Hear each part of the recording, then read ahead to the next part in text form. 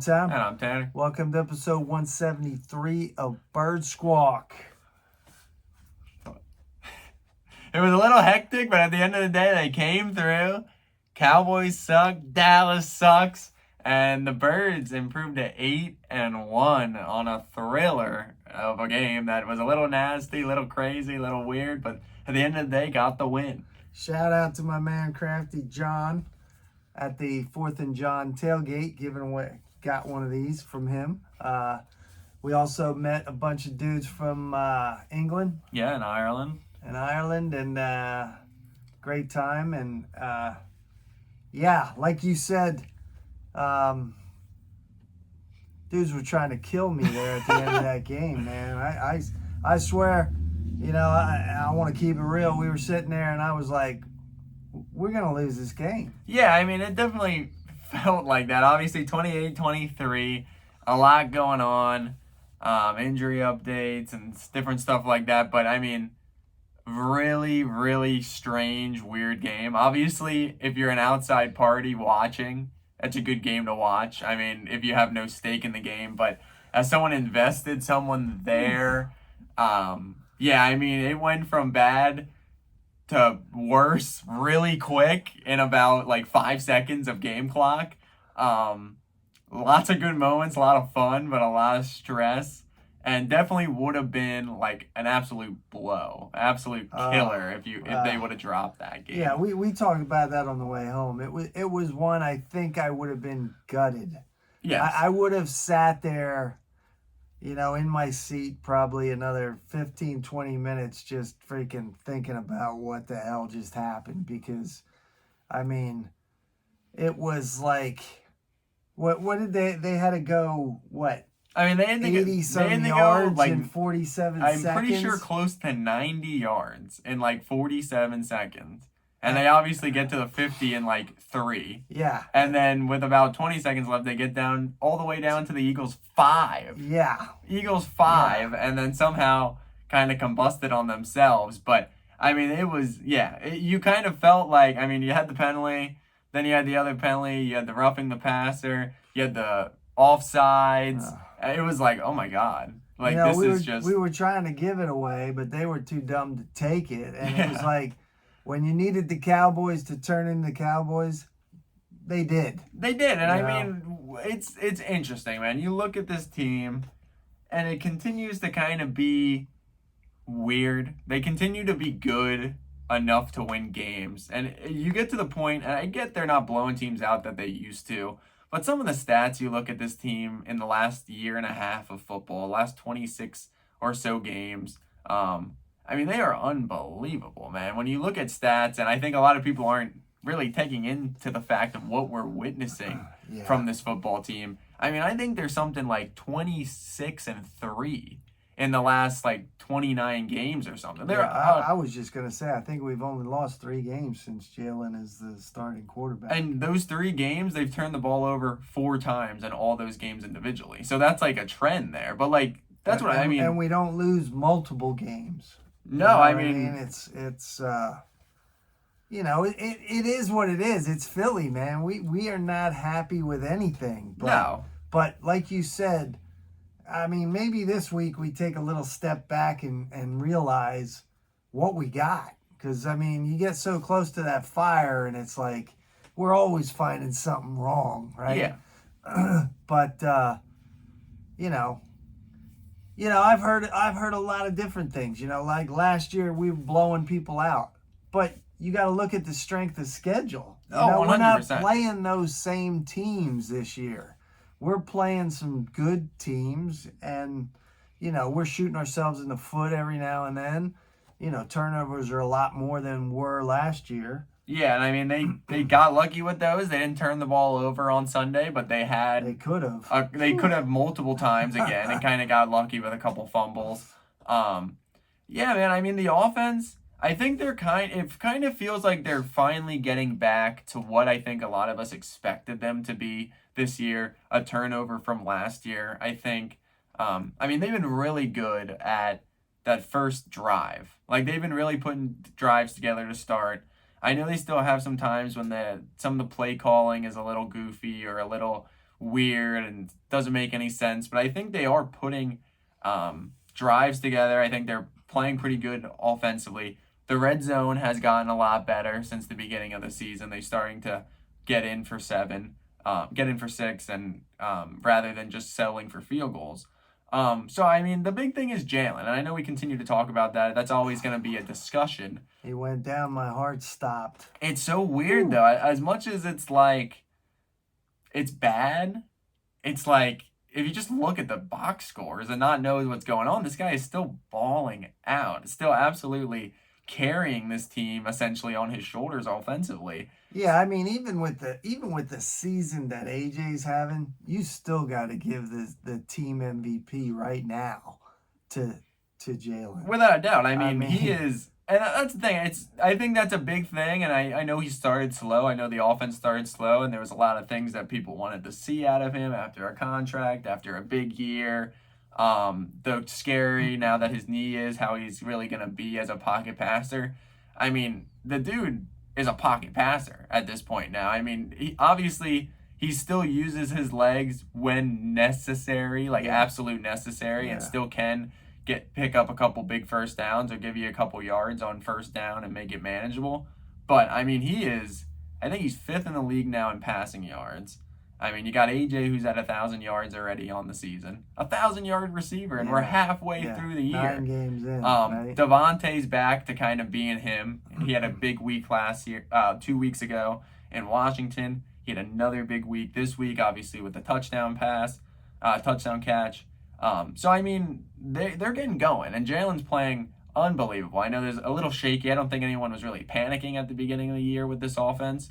But there was things that were like, all right, if this team's going to be legit, we need to see them progress here. And I don't know about everybody else, but I kind of feel like, when everything's crumbling around us, as long as that dude can come back out on the field, it kind of feels like we have a chance.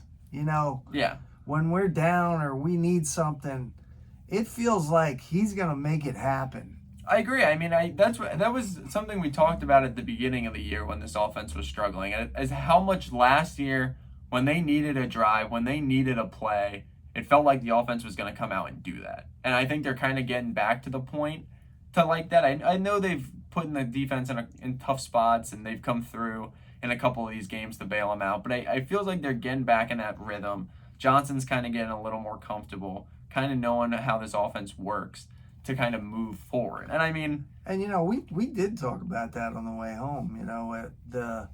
The defense is kind of like that bend but don't break, but then shows up when we need them. I know. The defense is really weird. I mean, the once again, really not a whole lot of pressure. They had 5 sacks in the game, but didn't feel like that. With that being said, the 5 sacks were in big spots. Yeah. And it's all that line, right? We need that line to get to the quarterback. Yes. Because if they don't, our guys are going to get torched. Yeah, I right? mean, the secondary has not looked good. Can we cover a slant? I was just about to say, if I see someone cover a slant? If I see someone run a slant on 3rd and 10 for a first down again, it's just, I mean, and that's going to be the thing. I mean, you have Slay, you have Bradbury. They both continue to struggle. And I mean, granted, they came off really good seasons last year. And obviously, they're a little older. I'm a little hesitant to really blame it on that at this point. But, I mean, Bradbury is really struggling, I would say. And you have a lot of young guys in there that are playing what they can do. But at the end of the day, it's a tough position as a rookie to be thrown in there and face CeeDee Lamb and face Justin Jefferson and all those types of guys. I mean, it's just, though, that, 3rd and 21, 3rd and 18. Yeah, they got to get off the field. Yeah, they can't get off the field. We got to get a stop, man. And, I know there are guys playing out of position and there are rookies in there and there are guys trying their best. But it all comes down to that line. And it does seem like Desai dials it up when needed. I agree. I mean, I think there's still people clamoring for a little more blitzing, but I think he does send it at the right times usually. I think that's the main thing a lot of people don't I think, try to overlook is like just because you send a blitz doesn't mean you're necessarily gonna get home. And you got corners that are getting cooked. You're exposing like some you're guys gonna exactly like that. you're gonna potentially give up that big play, and we know with Gannon, we know even with the side because it's kind of the scheme. You're not trying to give up the big plays. That's their big thing. Right. So there's work there. I mean, the injuries. We got lucky last year. You knew they were gonna bite us at some point this year. In the grand scheme of things, it hasn't been bad. I mean, we got lucky now because Goddard. I mean, they're saying 4 weeks, but I don't know. But I don't know. I mean, it didn't look great when it happened. That's obviously a big blow with the stretch that is coming down the line. And now today, Nakobe Dean with the Liz Frank. Yeah, I mean, unfortunate again with him. I mean, he just can't seem to stay healthy. I still don't think the dude's a bust. It's just, no, I don't think so. He can't, stay on the field for right now. And I mean, other than that, I mean, Juergens didn't play. He should be back next week. So that kind of worked out in their favor. It was kind of risky. Not risky, but it kind of felt like, oh man, you kind of need that guy on Sunday, but gave him 2 extra weeks. Steen some valuable time though. Yeah, and he came up with a big fumble recovery. To hurt us, no, right? I mean, in the grand scheme of things, I think the offense played good. The defense, the Cowboys' defense is good, and at the end of the day, they were in Jalen's. They a couple breakdowns, but nothing crazy.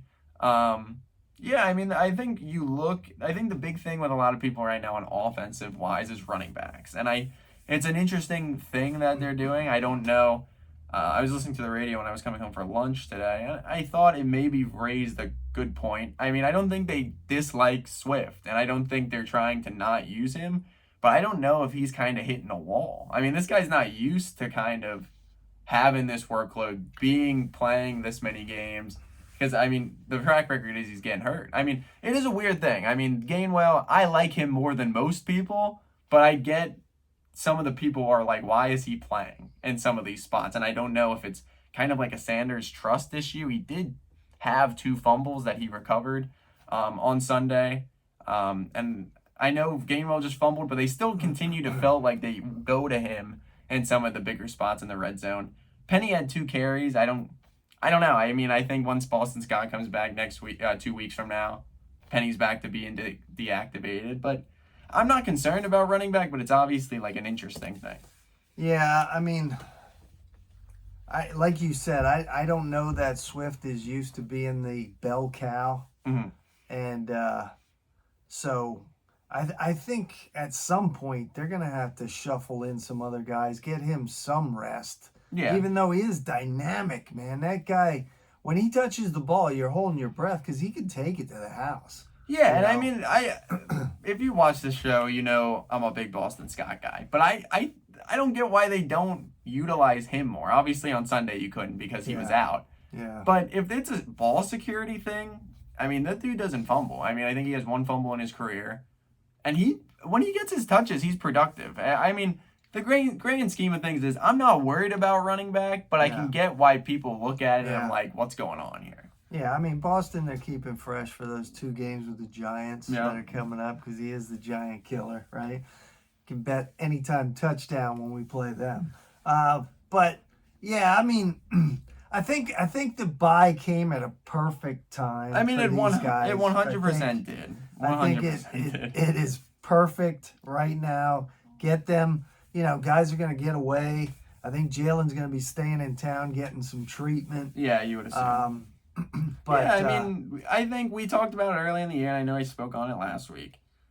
I mean, if you're 8-1 going into the stretch we are now, I don't think anyone's really complaining. I mean, and the thing is, when we were doing those predictions back in August or in July, whenever, I think this stretch was a little more daunting to people. I think this stretch was a little more scary. Granted, there's still tough games on this schedule, but I think a lot of these games you look at not as that's a tough game, but it's winnable. Not as like this is gonna be tough. Like I don't know if we can win this one. Yeah, I think we come out of this stretch 3-1. 3-1. I don't know. We got. What do you mean? We got the Kansas City, Buffalo, the Niners, and Cowboys, then the Cowboys and the Seahawks. Well, okay, but I always said if you go 3-3, I'd like obviously for you to go better. But if you go 3-3, that puts you like including the win already. So you're already 1. So if you go 2-3 in the next 5 games, which isn't ideal, but if you go that in the next 5 games, that puts you at 10-4. Yeah. 10-4 with the Giants, Cardinals, Giants to end your season. Yeah, that's nice. And that puts you at a potentially 13-4 season. And that probably wins you the division. That keeps you in the running for the 1 seed, depending on what Detroit ends the season at. The win was huge, not just for the division, but for just going forward with a little bit of breathing room. It was the main thing. Yeah. Yeah, definitely. We talked about that. I mean, the 1 seed and the home field advantage, that's to me, I think that's huge. We saw that last year. Yeah, 100% is how huge. important that is. Give them guys some time off, and then we come back for the home field and we roll. But yeah, I think we're too close to the fire, and we've got to complain about something. But let's not forget, man, we're sitting 8-1. I mean, 8-1. 8-1. 8-1 for back-to-back seasons. This team is 8-1. Yeah. That has happened not a lot of times. Yeah. In the history of the NFL, let alone here in Philadelphia. I don't know if it even has. Most times the loser of the Super Bowl comes back the next season and just stinks it up. Yeah, at least start slow. And the thing is, the Birds did, but they won games while starting slow at the beginning of the year. And they still are looking like that team that a lot of people expected them to be. I think it's a good core of those veterans in that locker room that know what it takes and keep this team focused, and that's huge. Yeah, I mean, they are in a really good spot. And I know some people might be like, well, they're not, the way some people are playing, etc. I mean, you come off the bye. We'll see what happens with Kansas City. Obviously, a lot of emotion going into that game. Yeah.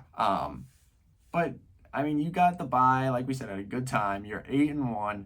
You got a tough stretch coming here, but not anything that's scary. You know what I mean? I think there's a lot of people realistically thinking maybe 4-2, maybe thinking even better, but we'll see what happens, man. Like you said, when we looked at that at the beginning of the season, that looked really daunting and very, ugly. very daunting. And now that we're there, it's like, okay, we're just as good as these guys. Agreed. Right? Without a doubt. So we'll see what happens. We'll see. All right. Well, as always, thank you guys for watching. Make sure to follow us on Instagram at birds_squawk. Make sure to like, comment, subscribe. Fly, Eagles, fly. Go Birds.